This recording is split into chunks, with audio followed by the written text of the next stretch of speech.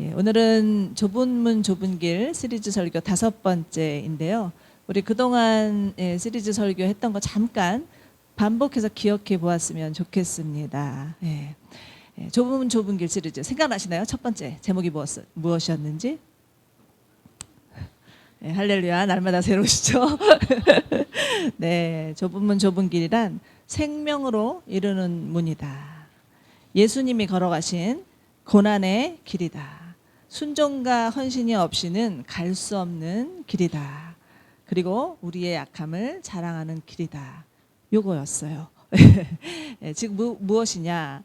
예수 믿는다는 것은요, 정말 우리가 그냥 주일날 교회 가고, 그리고 또 복 받고 그 안에서 편안함을 누리고 라는 것이 아니라 죽음이냐 생명이냐 그 선택하는 일이라는 것입니다. 그리고 이 세상에서 편안이나 안전을 추구하는 것이 아니라 아무리 힘들어도 예수님을 따르겠다는 헌신, 우리의 생각이나 계획이나 꿈을 내려놓고 주님의 뜻을 따르겠다는 결단, 우리 악함 때문에 자꾸 위축되게 만드는 사단의 속임이 있어요. 그런데 거기에 속는 것이 아니라 약할수록 더 강한 하나님이 우리를 통해서 나타나신다는 것을 믿는 믿음의 고백이라는 것을 나누었습니다. 저는 지난주 말씀을 들으면서 목사님이 이런 질문을 던지셨죠. 예수님을 따르면서 겪었던 고난의 흔적이 여러분은 있으십니까? 여러분 고난의 흔적들 기억나시나요? 저도 분명히 주님 따르다가 아프기도 하고 또 외롭기도 하고 관계의 갈등도 있었던 것 같아요.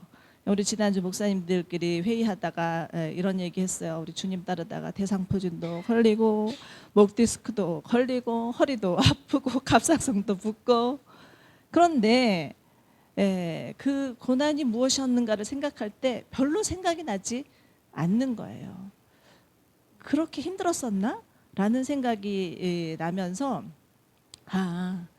고난이 고난으로 남지 않고 그저 흔적으로 남았다는 것은 이제는 그 아픔도 생각나지 않고 그냥 나타내 보여주는 자그마한 흔적만 남았다라는 것이구나 라는 것을 생각하면서 정말 하나님께서 그 고난 가운데 함께 하신 은혜가 생각이 났었습니다. 여러분도 분명히 예수님 따르다가 작게 크게 여러 모양으로 고난을 겪으셨을 거예요. 그런데 이제는 그것이 생각이 나지 않는다. 그냥 다만 흔적으로 남았구나 한다면 하나님이 그 고난 가운데 함께 하시는 은혜가 컸기 때문에 그것을 경험했기 때문이라고 믿으시기 바랍니다.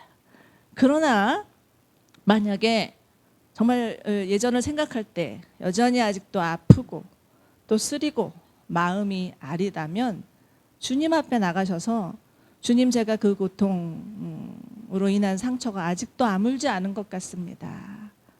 그리고 주님의 그 도우심, 주님의 터치를 구하시기 바랍니다. 그러할 때 하나님이 반드시 여러분의 그 아팠던 마음들, 상처들을 어루만져 주시고 정말 그냥 고난이 고난으로 남는 것이 아니라 흔적으로 남을 수 있는 은혜를 주실 것을 믿습니다. 오늘은 섬김과 나눔의 길이라는 주제로 말씀을 나누고 싶은데요. 오늘 저희가 함께 읽은 본문의 말씀은 마가복음 10장 45절이었죠. 이 말씀은 사실은 마가복음의 핵심 구절이라고 할 수가 있고 마가복음의 클라이막스가 되는 구절이라고 할 수가 있습니다. 예수님이 이 세상에 오신 목적에 대해서 말씀하시는데 우리 다시 한번 읽어볼까요? 시작. 인자는 섬김을 받으러 온 것이 아니라 섬기러 왔으며 많은 사람을 위하여 자기 목숨을 몸값으로 치러주려고 왔다. 아멘. 예수님이 지금 자신이 이 세상에 오신 이유 2가지에 대해서 설명하고 계시는데, 하나는 섬기기 위해서 오셨다. 2번째는 많은 사람들을 위해서 자기 목숨을 내어주기 위해서 오셨다. 이렇게 말씀하고 계십니다. 예수님은 이렇게 말만 하신 게 아니라 정말 말씀대로 사셨죠. 그래서 마태, 마가, 누가, 요한 복음을 보면 실제로 예수님이 어떻게 사셨는지에 대해서 잘 나타나고 있는데, 특별히 마태복음 4장 23절에는 예수님의 삶, 예수님의 사역에 대해서 구체적으로 보여주고 있는 구절입니다. 이런 구절이죠. 예. 예수께서 온 갈릴리를 두루 다니시며 그들의 회당에서 가르치시며 하늘나라의 복음을 선포하시며 백성 가운데서 모든 질병과 아픔을 고쳐주셨다. 예. 여기서 우리는 예수님의 3대 사역이 무엇인지를 알 수가 있습니다. Teaching, Preaching, Healing. 이것이 예수님의 3대 사역이었습니다. 예수님은 이 땅에 오셔서 정말 많은 사람들에게 하나님의 말씀 가르치셨고 복음을 선포하셨고 병든 자를 치유하셨죠. 요한복음 20장 30절 보면 사람들을 위해서 예수님이 하신 일들이 너무나 많아서 미처 다 기록할 수 없었노라고 말하고 있습니다. 예수님이 이처럼 많은 사람들에게 말씀을 가르치시고 복음을 선포하시고 병든 자를 치유하신 이유는 마치 갓 태어난 아기가 부모의 사랑과 수고와 섬김을 통해서 점점 건강하게 자라라는 것처럼 우리도 영적으로 거듭나고 자라나고 변화되고 성숙되기 위함이었습니다. 그렇기 때문에 여러분, 우리는 이 예수님의 섬김을 지속적으로 받아들여야 합니다. 늘 주님의 말씀 읽고 그 말씀 가운데 은혜의 복음이 있음을 묵상하고 우리의 연약함을 고백하고 주님의 치유를 경험하는 삶이 우리의 날마다의 삶이 되어야 한다라는 것입니다. 이러할 때 진정한 영적인 변화와 성숙이 일어나는 것이고, 그러할 때 우리가 이 땅에서 겪고 있는 관계의 어려움, 재정의 어려움, 또 건강의 어려움, 많은 문제를 바라보는 시각이 달라지는 거예요. 네. 내가 왜 이런 어려움을 겪지? 라는 것을 그냥 나의 시각으로 바라보는 것이 아니라 하나님의 시각으로 바라볼 수 있고 대처할 수 있는 능력이 생기고 승리할 수 있는 그리스도인이 될 수 있다라는 것입니다. 그렇기 때문에 이처럼 오늘 비 오는 날이지만 이렇게 지금 이곳에 모여서 약간 지하실에서 눅눅한 것 같아요. 그럼에도 불구하고 여기서 함께 드리는 예배, 날마다의 묵상, 함께하는 중보기도, 성령 안에서의 교제, 너무너무 중요합니다. 그 어떤 것 하나라도 소홀히 여기지 마시기 바랍니다. 흔히 그리스도인은 그리스도인인데 무늬만 그리스도인이다, 명목상으로만 그리스도인이다, 이런 자들이 너무 많다라는 그런 소리들을 하죠. 교회는 나가는데 주님과 인격적인 만남이 없는 자들. 예수님은 이런 자들을 향하여서 나더러 주님 주님 하는 사람이라고 해서 다 하늘나라에 들어가는 것이 아니다, 이렇게 분명히 얘기하시죠. 그러면서 오죽하면 그런 자들을 향해서 나는 너희를 도무지 알지 못한다, 이렇게까지도 말씀하고 계십니다. 여러분, 교회는 무엇입니까? 교회는 예수님을 진정으로 아는 사람들의 공동체입니다. 예수님과 교제하고 예수님의 음성을 듣고 예수님의 손길을 경험하는 자들이 모인 곳이 바로 교회입니다. 그렇기 때문에 여러분, 정말 예배 가운데 또 큐티 가운데 기도 가운데 만나주시는 하나님의 음성, 예수님의 그 손길 있으심을 믿으시기 바랍니다. 그리고 그 주님을 사모하시고 주님과 교제하시는 여러분 되시기를 바랍니다. 아멘. 네. 두 번째는 예수님이 이 세상에 오신 이유는 자기 목숨을 내어주기 위함이었다. 마가복음 10장 45절 후반부를 보시면 많은 사람들을 위해서 자기 목숨을 몸값으로 치러주려고 왔다라고 말씀하십니다. 여기서 몸값이란 노예나 죄인을 자유케 하기 위해서 대신 지불하는 값, 말합니다. 흔히 요즘 우리가 말하는 몸값하고는 전혀 다른 차원이에요. 예, 얼마 전에 뉴스를 보니까 그 유럽 축구 챔피언 리그에서 손흥민 선수가 3대 0으로 연속골을 터뜨려서 그 팀이 3대 0으로 완승을 하는 바람에 손흥민 선수의 몸값이 1,000억. 1,000억에 이른다는 그 뉴스가 나왔습니다. 여러분, 그런데 예수님은 자기 목숨을 우리를 위해서, 우리가 정말 그 죄로부터 자유케 하기 위해서 내어놓으셨다라는 것입니다. 그러니까 여러분 생각해 보세요. 예수님의 몸값은 도저히 우리가 수적으로 환산할 수 없는 어마어마한 가치라는 것입니다. 로마서 6장 6절 한번 볼까요? 로마서 6장 6절에서는 예수 그리스도가 십자가에 달려 죽으신 것은 우리가 다시는 죄의 노예로 살지 않게 하려 위함이다 라고 말씀하고 계십니다. 우리는 여기서 좀 대속의 의미가 무엇인지, 그 개념이 무엇인지를 배울 필요가 있어요. 대속, 그러면 영어로는 리뎀션이죠. 자신이 아닌 다른 사람이 대신해서 몸값을 지불함으로 말미암아 속죄케 되는 것을 말합니다. 여러분, 예수님의 십자가의 죽으심과 부활, 이야말로 인간의 죄를 사하시고 구원하기 위한 하나님의 유일한 방법이었다. 믿으시죠? 아멘. 예. 그렇기 때문에 우리는 이 예수님이 자신의 목숨을 내어 주심으로 말미암아 살아난 자들이에요.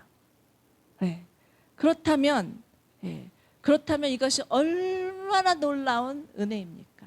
도저히 값으로는 환산할 수, 매길 수 없는 그런 놀라운 은혜, 정말 값비싼 은혜라는 것입니다. 그런데 여러분, 은혜 그러면 거저 주신 거죠. 그렇기 때문에 우리가 가끔은 이 값비싼 은혜가 얼마나 가치 있는지를 망각할 때가 있는 것 같아요. 그렇지만 정말 그 예수님의 몸값으로 우리가 죄사함을 받았고 영원한 생명을 누렸다는 것을 정말 아는 사람은 그냥 가만히 있을 수 없다라는 것입니다. 사도행전 15장 26절을 보면 바나바와 바울에 대해서 이렇게 기록하고 있어요.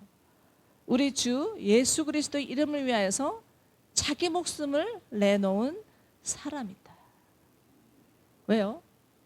예수님이 자신을 위해서 목숨을 내어주셨던 그 값비싼 은혜가 무엇인지를 절절히 알았기 때문에 이들 또한 자기 목숨을 내어놓았다.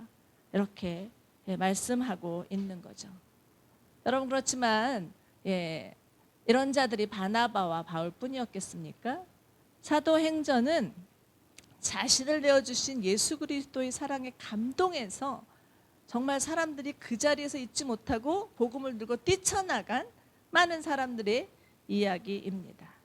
그리고 그 사도행전의 역사는 사도행전으로 끝나지 않았죠. 사도행전의 역사는 지금까지도 계속되고 있고 주님 오실 때까지 분명히 계속될 것입니다. 저는 한 1년에 한 차례 정도는 저희들의 영적인 각성을 위해서 우리나라 성지순례를 교회 리더십들과 다녔었습니다. 우리나라 선교 역사가 담긴 이곳저곳을 가보면 우리가 정말 미처 알지 못하는 아름다운 감동스러운 이야기들이 있다는 것을 볼 수 있습니다. 그런데 갔던 것 중에서 정말 인상 깊었던 곳이 있는데요. 그곳은 김제에 있는 금산 교회였습니다. 한번 제가 사진, 일명 기역자 교회라고 하는데요. 보시면 기역자로 되어 있죠. 이 교회는 아마 1800 후반에 세워진 교회인데 그때까지만 해도 우리나라가 남녀 7세 부동석 아시죠? 남녀가 유별하던 때였습니다. 그래서 교회가 저렇게 있으면 한쪽 날개는 남자석, 또 다른 한쪽 날개는 여자석, 그러니까 목사님이 교회 모서리에서 설교를 하실 때는 이렇게 한번 보고 설교했다가 또 이렇게 한번 보고 설교를 했다가 그렇게 해야 되는 상황이었습니다. 그래서 남자석에는 한문으로 된 성경이 놓여 있었고요. 여자석에는 한글로 된 성경이 놓여 있었다고 합니다. 왜냐하면 그 당시만 해도 여자들이 한문을 잘 몰랐기 때문에 여자 성도를 위한 배려였다고 하죠. 저도 기억해 보니까 제가 중학교 때까지만 해도 교회 가면 남자석, 여자석 이렇게 따로 앉아 있었어요. 그래서 지금 여러분 이렇게 남녀가 같이 앉아 있는 것은 얼마나 큰 은혜인지 할렐루야 모릅니다. 그런데 또 저 교회는 그 목사님이 다니시는 작은 쪽문이 하나 있었대요. 문을 아주 작게 만들었대요. 왜냐하면 그 문을 드나들면서 겸손하라고 그렇게 만들어 놓으셨다는데 정말 요즘 목사님들에게 필요한 문이 아닌가라는 생각이 듭니다. 그런데 이 금산교회는 금산교회는 미국 선교사님 테이트라는 선교사님에 의해서 이건 아직 아니고요. 선교사님에 의해서 세워졌는데 정말 저 교회는 아름다운 스토리가 하나가 있습니다. 그 테이트 선교사님이 이 마을의 가장 유지였던 조덕삼이라는 분, 아주 분홍이었다고 해요. 그분에게 복음을 전해서 그분이 복음을 듣고 예수님을 영접하게 되었는데 그 조덕삼이라는 분 밑에 있던 머슴 이자익이라는 분도 예수님을 믿고 영접을 하였답니다. 그래서 이제 이 데이트 선교사님이 열심히 섬기시고 하니까 교회가 세워지고 한 교인도 늘어나서 우리 지금 여기 앉아 있는 이제 정도를 넘어서 한 100여 명 정도 성도가 되었을 때 장로님이 필요하겠다. 그 장로를 선출하려고 하는데 두 분이 올라갔대요. 두 분이 올라갔는데 누가 되었냐면 머슴인 이자익, 이자익 씨가 장로가 되었다라는 거죠. 여러분 생각해 보세요. 그 당시에 남녀 칠세 부동석이고 양반상농 가르는 그 시대에서 교회에서 머슴이 장로가 되었을 때 그 주인이 그것을 순종하는 일은 쉽지 않았겠죠. 그런데 이 조덕삼이라는 분은 그 이자익이라는 분을 장로로 잘 섬기고 또 이분이 보니까 너무 하나님 사랑하고 또 영적인 또 그런 은사도 있고 그래서 평양신학교에 또 자신의 또 후원을 해서 또 신학교도 보내고 결국은 그분이 신학교를 마치고 나서 이 교회에 2대 담임 목사님으로 오시게 되고 그리고 이 조덕삼은 그 밑에서 장로님이 되셔서 또 교회를 열심히 섬겼다는 그런 아름다운 스토리가 있는 교회가 바로 저 교회입니다. 저희들도 언젠가는 좀 저런 교회도 방문하고 아울리치도 그렇게 가면 너무 좋을 것 같아요. 또 한 군데는 전주에 있는 예수병원입니다. 전주 그 중화산이라는 데 가면 병원이 있는데 정말 크게 이름이 예수병원 이렇게 써 있어요. 저는 어떻게 병원 이름을 예수병원이라고 짓지? 그 이름을 보기만 해도 가슴이 아주 뭉클했었습니다. 그런데 그 병원을 세우신 분도 미국의 선교사님이신데 이분은 여의사셨대요. 마틴 골드라는 여의사이시고 선교사님이셨는데 우리나라에 들어오셔서 병원을 지으시면서 선교를 하셨는데 그 이후로도 수많은 선교사님들 사진 한번 보여주실래요? 여기는 이제 처음에 초기에 들어왔던 선교사님들 그 병원에서 섬기셨던 선교사님들 이름도 이제 뭐 우리나라 이름으로 개명하시면서 또 섬기셨다라고 합니다. 근데 제가 거기 보면은 선교사님들의 또 사진이나 또 이렇게 하셨던 활동들이 전시되어 있는 전시실이 있어요. 그곳에 가서 보면서 너무 인상 깊었던 것은 우리나라 그 기생충 박멸 운동을 하셨던 분이 선교사님이셨다라는 거예요. 그 당시는요, 6.25 전쟁 이후에 얼마나 우리나라의 위생이 나빴는지 어떤 여자아이가 뱃속에 있는 1063마리의 기생충이 장을 막아서 사망하는 일까지도 있었던 그런 시대였어요. 그런데 이 선교사님이 그런 선교사님이 이 기생충 박멸 운동을 하면서 거기 가보면 어떤 사진이냐면 뱃속을 갈라서요. 그 바글바글한 기생충을 다 끄집어내는 사진이 있어요. 여러분 요즘 그 1,000만 관객을 이끌고 칸 영화제에서 황금 종려상을 받았다는 기생충 영화를 만든 봉준호 감독 아시죠? 그분은 아는데 진짜 우리나라 기생충 박멸 운동을 하면서 우리나라 영혼들을 섬기셨던 선교사님 이름은 까맣게 알지 못하고 있는 게 우리의 현실이 아닌가 싶습니다. 여러분 이처럼 이름도 없이 빛도 없이 정말 주님의 그 십자가의 사랑이 너무 커서 자신의 삶을 내어줘서 이 땅에 들어와서 또 그 복음을 전하셨던 선교사님 때문에 우리가 지금 이 자리에 이렇게 예배하면서 주님의 이름을 부르면서 감사한 것 같아요.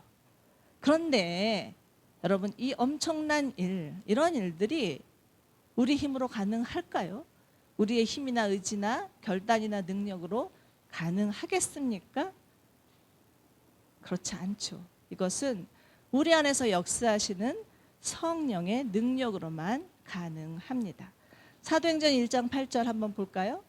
사도행전 1장 8절에서는 성령이 너희에게 임하시면 너희는 능력을 받고 예루살렘과 유다와 사마리아 땅끝까지 이르러 증인이 될 것이다 말씀하셨죠. 예수님의 제자들이 땅끝까지 갈 수 있었던 근거는 그들 가운데 성령이 임하셨기 때문이라는 것입니다. 우리의 힘이나 우리의 노력이나 우리의 능력으로 가능한 일이 아니라는 것은 아무리 예수를 믿는다 해도 믿는 자에게 성령의 능력이 임하지 않으면 불가능하다라는 것을, 복음의 능력이 나타날 수 없다는 것을 말해주고 있죠. 오늘 저희가 마가복음 10장 45절 말씀을 읽었는데 사실은 이 10장 45절 말씀이 있기까지에는 어떤 해프닝이 하나 있었어요. 그리고 그 말씀이 나오기까지의 배경이 있는데요. 그것이 바로 10장 35에서 37절입니다. 저희 한번 같이 읽어볼까요? 시작. 세베대 아들들인 야고보와 요한이 예수께 다가와 말했습니다. 선생님, 우리가 요구하는 것은 무엇이든지 해주시기 바랍니다. 예수께서 그들에게 말씀하셨다. 너희는 내가 무엇을 해주기를 바라느냐. 그들은 그들에게 대답하였다. 선생님께서 영광을 받으실 때 하나는 선생님의 오른쪽에 하나는 선생님의 왼쪽에 앉게 해주십시오. 예수님의 두 제자가 예수님께 찾아와서 은근히 압력을 넣고 있습니다. 예수님 장차 왕이 되시면 오른쪽에는 야고보, 왼편에는 요한 이렇게 앉혀달라는 요구였습니다. 그런데 참 재미있는 것은요, 이 사건이 마태복음에도 기록되어 있어요. 근데 마태복음에서는 조금 다르게 또 첨가되어 있는 구절이 있다는 것을 알 수 있는데요. 한번 볼까요? 마태복음 20장 20에서 21절 읽어볼까요? 시작.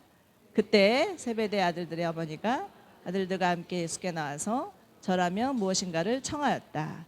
예수께서 그 여자에게 물으셨다. 무엇을 원하십니까? 여자가 대답하였다. 나의 두 아들을 선생님의 나라에서 하나는 선생님의 오른쪽에 하나는 선생님의 왼쪽에 앉게 해주십시오. 자, 여기서 등장하는 여인이 한 사람 있죠? 누구입니까? 어머니. 성경에 처음으로 등장하는 치맛바람의 원조라고 할 수 있습니다. 아들의 성공이라면 자존심이고 뭐고 열일 제쳐놓고 나서는 극성스러운 어머니.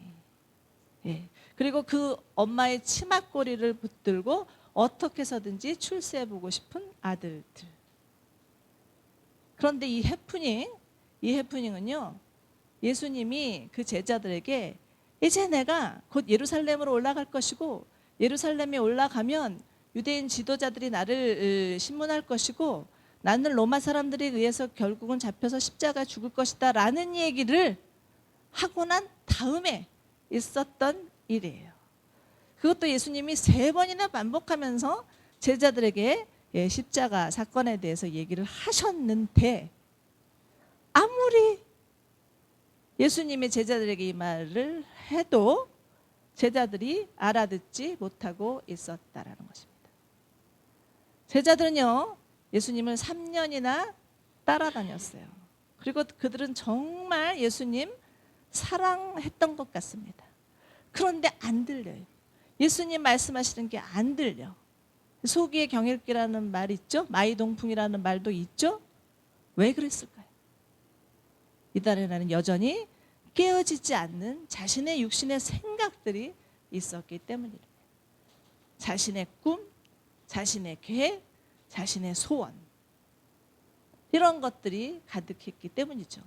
저는 이 말씀을 묵상하면서 왜 제자들이 이렇게 주님이 말씀하시는데 이렇게도 못 알아들을까라고 묵상을 해보다가 그 마음의 저변에는 자신의 그 하나님을 의지하는 것보다는 예수님으로 인해서 자신들에게 주어질 자리를 통해서 얻는 거짓 안정감을 구하고 있었던 마음이 있었구나라는 것들이 생각이 되었습니다.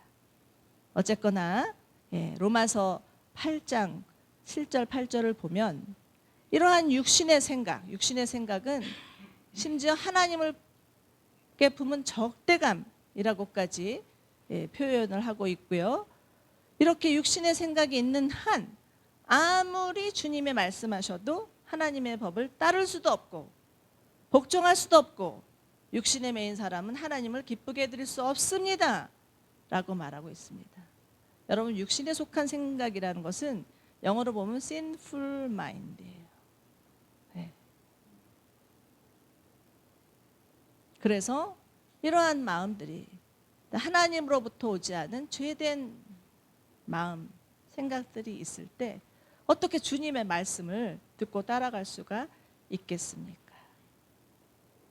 우리는 지금 여전히 예수를 믿지만, 구원은 받았지만 이 땅 가운데 살면서 육신에 속해 있기 때문에, 육체를 가졌기 때문에 이 육신에 속한 생각들을 사실 벗어날 수 있는 사람, 자유로울 수 있는 사람은 없어요.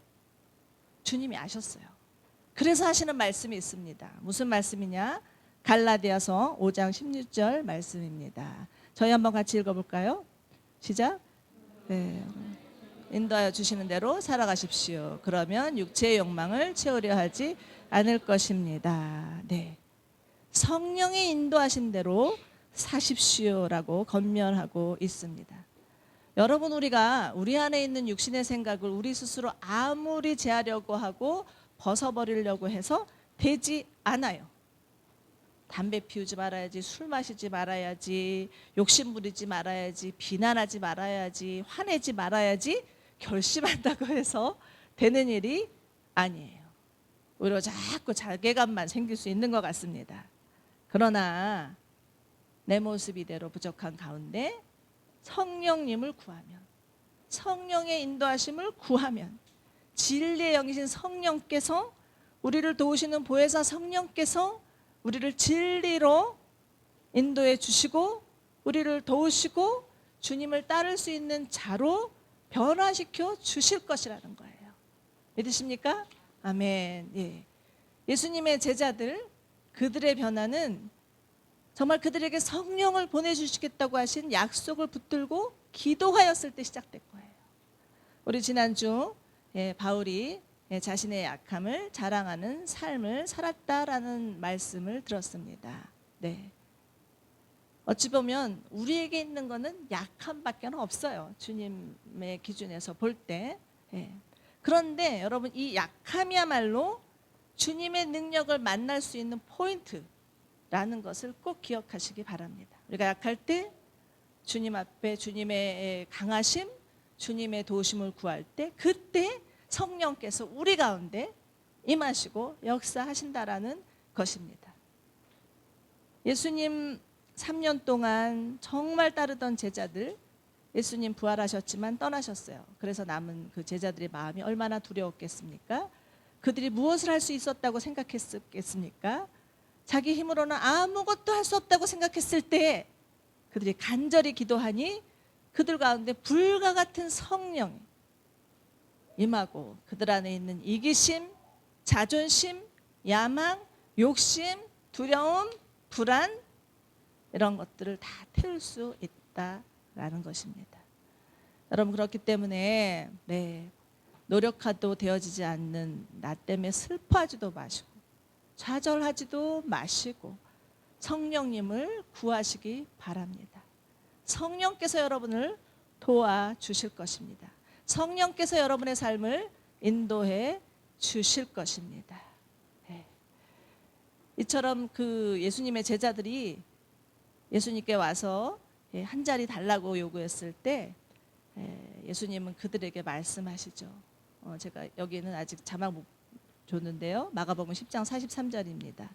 너희 가운데 누구든지 위대하게 하고자 하는 사람은 너희를 섬기는 사람이 되어야 하고 너희 가운데 누구든지 으뜸이 되고자 하는 사람은 모든 사람의 종이 되어야 한다.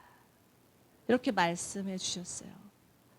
예수님이 제자들에게 요구하시는 것은 이렇게 요구하시는 것은 예수님이 그러한 삶을 사셨기 때문입니다. 저희는 오늘 말씀에서 마가복음 10장 45절에서 두 가지 동사를 좀 묵상해 보았으면 좋겠습니다. 예수님의 삶 가운데 주된 동사는 섬기다, 주다, serve, give 이 두 가지였어요. 그리고 우리 한번 우리 자신을 좀 돌아봅시다. 우리를 움직이게 하는 주된 동사는 무엇인가? 세상은 섬기기보다는 섬김을 받는 높은 자리에 올라가야 성공이라고 말합니다. 네가 하나 주었으면 하나 정도는 되돌려 받아야지 그렇게 주기만 하면 어리석은 짓이라고 어리석은 삶이라고 말합니다. 그러나 예수님은 우리 가운데 너희가 거저 받았으니 거저 주어라 이렇게 말씀을 하시는 거죠. 자, 이렇게 말씀하시면 우리 안에 확 부담이 되죠. 어디까지 줘야 하나? 어떻게 살아야 되나? 이런 부담이 있죠. 물론 사도행전에 사도들처럼 그 사도의 부르심을 받고 사는 자들도 있지만 그 부르심 있는 자는 그렇게 사셔야 돼요. 저는 분명히 우리 교회 가운데도 우리 청년들 가운데도 선교사로 부르심을 받고 목사로 부르심을 받고 주님을 섬기는 사람들이 생기리라 믿습니다. 그렇지만 하나님이 각자 가운데 부르심 다 다르지만 동일하게 주시는 말씀이 있어요. 그것은 무엇이냐? 마태복음 10장 42절에서 예수님이 이렇게 말씀하시죠. 작은 사람들 가운데 하나에게 내 제자라고 해서 냉수 한 그릇이라도 주는 사람은 절대로 자기가 받을 상을 잃지 않을 것이다. 또 마태복음 25장 40절에서는 여기 내 형제자매 가운데 지극히 보잘것없는 한 사람에게 한 것이 내게 한 것이라 말씀하십니다. 결국 제자의 삶이란 무엇입니까? 작은 자, 한 사람, 그 한 사람에 대한 관심, 또 자신이 가지고 있는 것, 그 중에서 나누어 주는 삶을 말합니다. 저는 이 말씀을 묵상하다가 정말 제가 외적으로나 내적으로나 너무나 보잘것없는 작은 자였을 때 저를 돌봐주셨던 많은 분들이 생각났습니다. 첫 번째는 우리 사랑하는 가족들이고요. 또 그 다음에는 교회 목사님들, 교회 식구들이었습니다. 미국에서 남편 돌아가시고 한국에 돌아와서 갔던 온누리교회에서 처음 만났던 순모임, 그 순모임은 정말 목마른 영혼에 주는 냉수 한 그릇, 저에게 주는 그런 냉수 한 그릇과 같은 순모임이었습니다. 저는 바라기는 우리 패밀리 모임이 정말 여러분의 그 목마른 영혼을 축여주는 냉수 한 그릇이 되기를 소망합니다. 그렇지만 많은 경우 이런 생각하는 것 같아요. 난 정말 재주 없는데, 할 줄 아는 것도 없는데, 시간도 없는데, 나중에 돈이나 많이 벌면, 나중에 은퇴나 하면, 우리 눈에는 자꾸 우리 현실이 보입니다. 우리의 부족한 것도 보입니다. 이길로 목사님이 이제 교회 시작하면서 하나님 정말 우리에게 헌신된 50명의 개척팀 주십시오, 코옥으로 주십시오 라고 기도하면서 말씀을 전했더니 큰일 났다. 나는 정말 교회가 원하는 인재상이 아닌데 라고 고민하셨다가 이제 마음을 굳히신 분이 계시다는 소식을 들어서 얼마나 감사할지 모르겠습니다. 여러분, 우리가 우리 손에 있는 냉수 한 그릇, 그것을 나눠주기 시작하면 기적이 일어납니다. 우리가 너무나 잘 아는 오병이어의 기적 아시죠? 그 오병이어의 기적은 어떻게 시작되었습니까? 정말 예수님 말씀을 듣고자 많은 사람들이 몰려 있었어요. 예수님은 시간 가는 줄 모르고 그 사람들을 다 고쳐주시고 그들을 돌보아 주셨죠. 근데 어느새 날은 저물었고 옆에 있는 제자들도 이 시간 개념 없는 예수님 옆에서 사역하다가 지치고 배고프고 짜증났던 것 같아요. 그래서 뭐라고 하냐면, 주님 여기 지금 빈들이거든요. 이제 날도 저물었거든요. 그러니까 어서 보내버리세요. 이렇게 얘기를 합니다. 어찌 보면 제자들의 생각이 아주 타당하고 합리적이에요. 맞는 말입니다. 그런데 예수님의 대답은 의외였어요. 예수님은 뭐라고 말씀하십니까? 그들이 물러갈 필요 없다. 너희가 그들에게 먹을 것을 주어라. 그들이 가지고 있었던 떡 5조각, 물고기 2마리, 그것을 예수님께 드리니 그곳에 있는 사람이 모두 배불리 먹고도 남았더라는 소리를 저희는 너무나 알고 있습니다.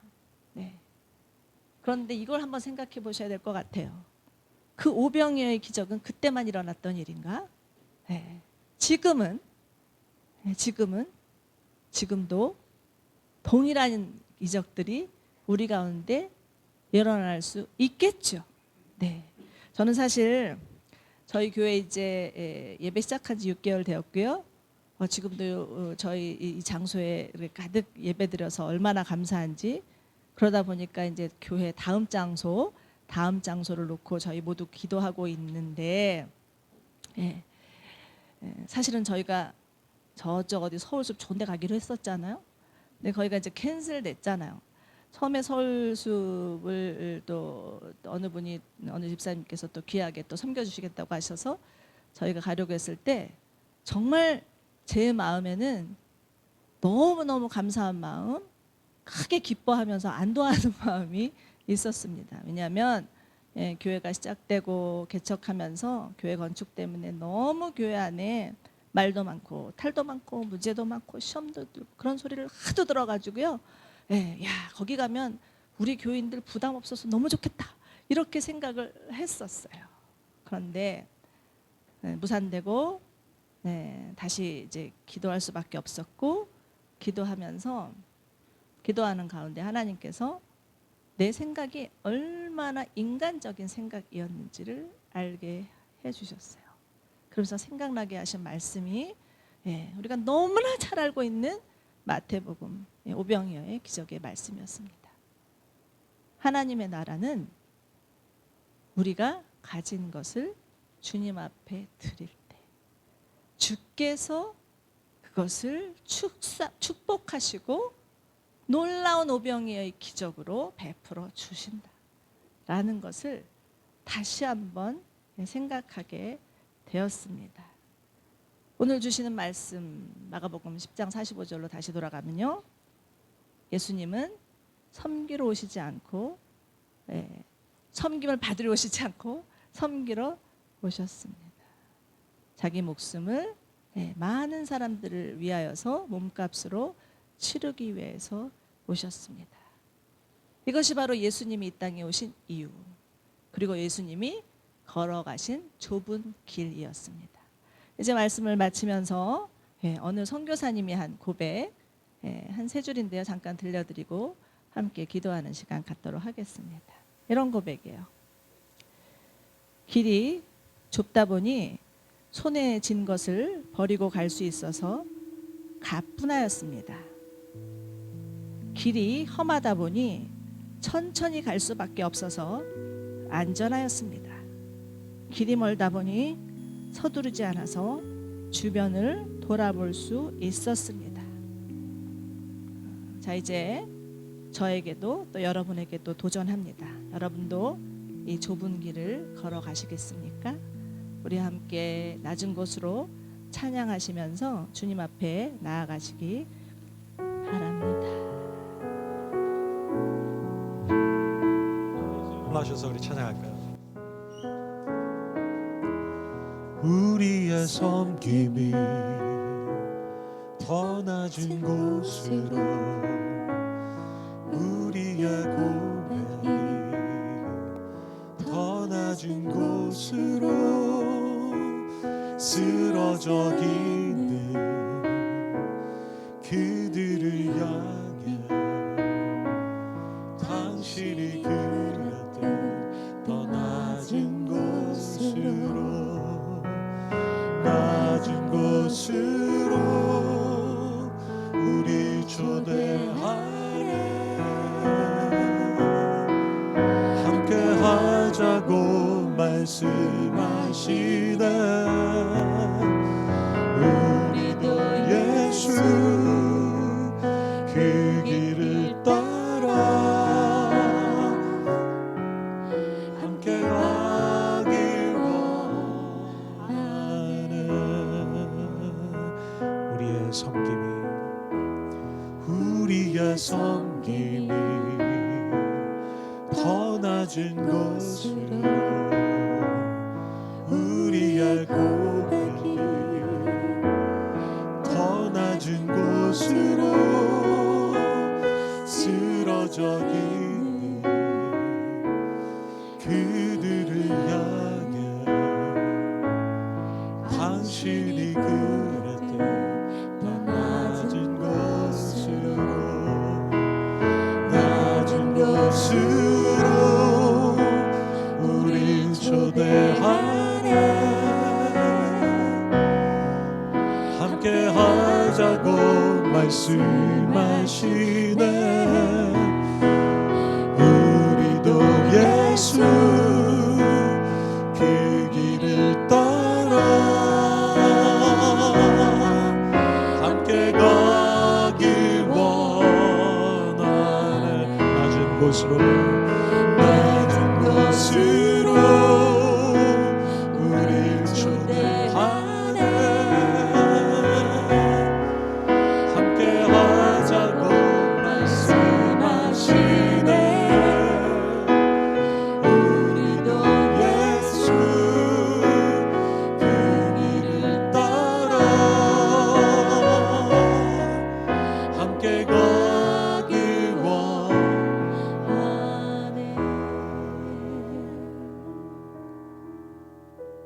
예수님은 하늘 보좌를 버리시고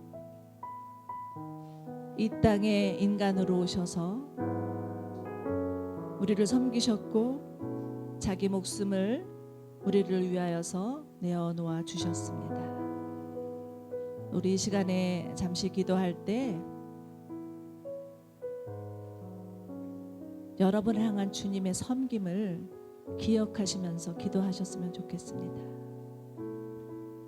주께서 여러분에게 지금 무엇이라고 말씀하고 계시는지, 주님이 어떠한 위로와 어떠한 격려로 권면으로 여러분에게 말씀하시는지, 주님은 우리가 회복되고 하나님과의 관계가 새로워지고 우리의 영혼이 주님과 하나 되고 우리도 주님처럼 살기를 원하십니다. 우리 함께 기도하시겠습니다.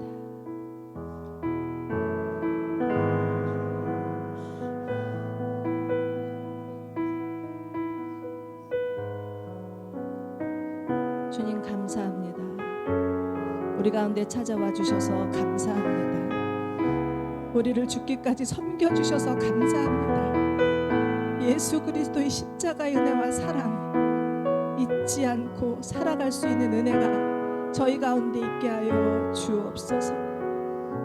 주님, 지금도 주께서는 저희에게 찾아오시고 말씀하시고 눈을 맞추시고 안아주시고 사랑한다 내 딸아, 사랑한다 내 아들아 말씀하시며 우리가 주 안에서 회복되기를 원하고 주님 앞에 더 가까이 가기를 원하고 주님과 하나 되어서 함께 동역하며 주님이 따라가신 길을 가기를 원하십니다.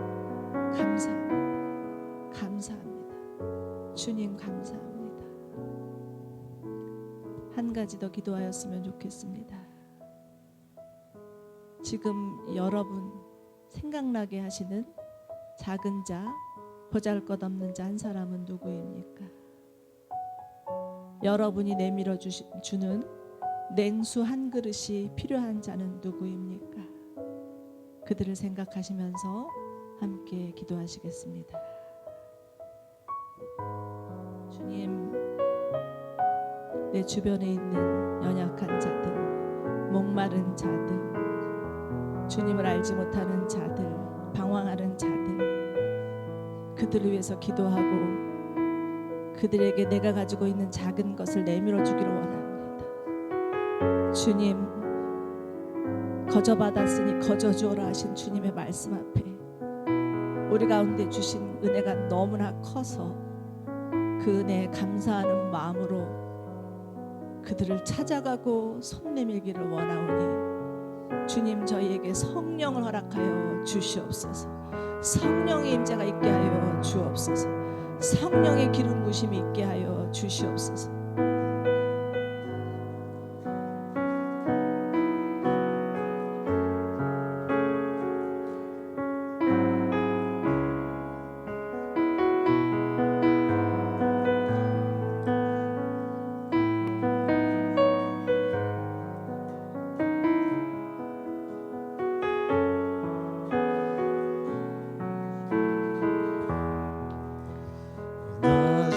곳으로 우리 초대하네. 함께 하자고 말씀하시네. 우리도 예수 그 길을 따라 함께 하기 원하네. 낮은 곳으로 우릴 초대하네.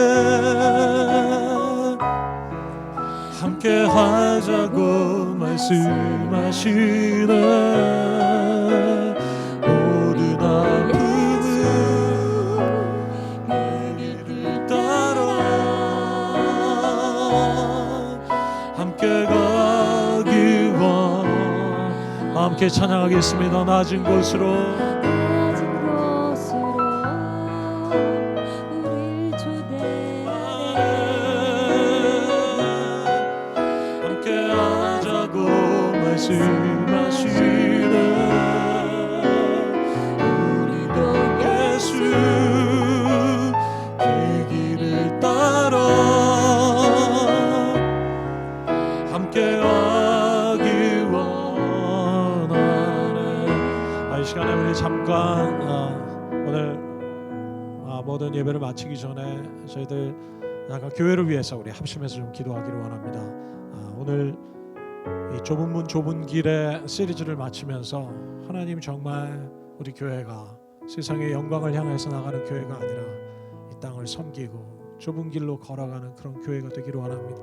우리 모두가 예수 그리스도의 길을 따라가는 그런 제자의 길을, 참된 길을, 주님 때문에 고난받고 주님 때문에 고통받는 그런 교회가 되기를 원합니다. 섬기는 교회가 되기를 원합니다. 이 시간에 여러분 우리 교회를 위해서 그런 교회가 될 수 있도록 기도하기를 원합니다. 하나 되어서 주님, 이 좁은 문 좁은 길로 걸어가는 교회 되게 해주십시오. 우리 힘으로 할 수 없습니다. 성령이여 임하여 주셔서 우리에게 힘을 주십시오. 능력을 주십시오.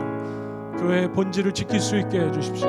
주님 부르신 그 본질을 지키며 나갈 수 있는 교회 될 수 있도록 우리 함께 통성으로 기도하겠습니다. 살아계신 하나님 감사합니다. 저희 하나님 아버지 허락하신 주님의 교회 워시프론트 교회를 주님이 세우셨사오니 아버지 이 교회 가운데 성령으로 인도하시며 하나님의 놀라운 영광을 볼 수 있는 놀라운 은혜를 경험할 수 있는 함께하여 주시고 당신의 영광을 나타낼 수 있는 놀라운 은혜를 경험할 수 있도록 도와주시옵소서. 성령이여 함께하여 주시옵소서. 또 우리 마지막으로 또 한 가지 더 기도할 때 저희들이 새로운 교회 이전 장소를 위해서 지금 기도하며 찾고 있습니다. 하나님 우리를 위해서 예비하신 곳을 허락하여 주십시오. 예비해 주시고 주님을 기다리며 주님이 열어주신 곳으로 갈 수 있도록 하나님 우리가 구름 기둥과 불 기둥으로 우리를 인도해 주시도록 우리 함께 주님만 따라갈 수 있도록 우리 함께 기도하겠습니다. 하나님 아버지